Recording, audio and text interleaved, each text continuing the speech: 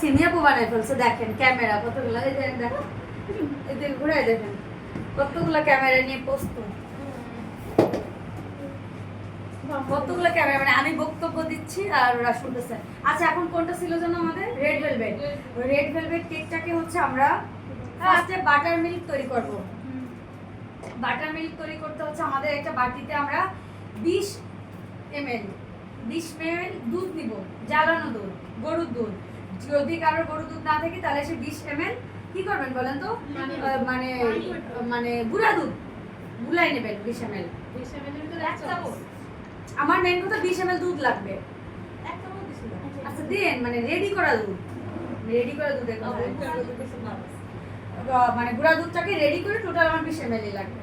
আচ্ছা ওইটার মধ্যে আমি হচ্ছে 1 চামচ ভিনেগার দিয়ে আমি এটাকে ছানা কেটে নেবো। এই দেখো 1 চামচ, দেখা ও ওটা খেলবানি ওই দিকে যাও, এই দিক দিয়ে ঘুরে। আচ্ছা ওখানে দাঁড়া।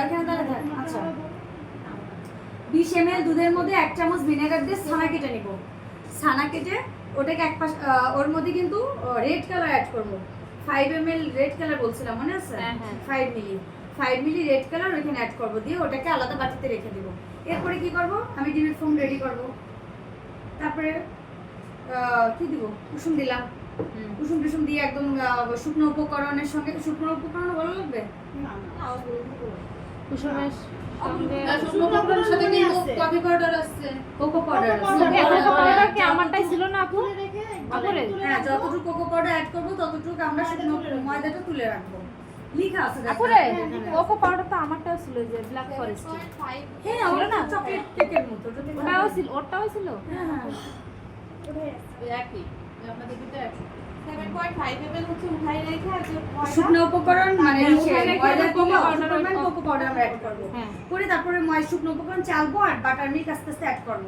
শুকনো উপকরণ চালবো আর বাম হাতে বাটার মিল্ক অ্যাড করে ওটা আস্তে আস্তে নাড়াবো। নাড়ায় ওটা তো আর কিন্তু ভ্যানিলা এসেন্স, রেড ভেলভেট কিন্তু ভ্যানিলা ফ্লেভার, ঠিক আছে? কিন্তু এর মধ্যে কোকো পাউডার যাবে, 7.5 ml কোকো পাউডার যাবে, ঠিক আছে? হ্যাঁ ডিমের সঙ্গে, ডিমের কুসুমের সঙ্গে ভ্যানিলা এসেন্স দেবো আমরা। আচ্ছা এরপরে হচ্ছে এটা কেক বেক হয়ে গেল। তারপরে কেকটাকে কাটলাম, কাটার পরে ওই যে বাটার রেডি করে রাখছিলাম, বাটার দিছিলেন। হ্যাঁ বাটার 100 গ্রাম বাটারের সঙ্গে টেস্ট অনুযায়ী কন্ডেন্স মিল্ক অ্যাড হবে।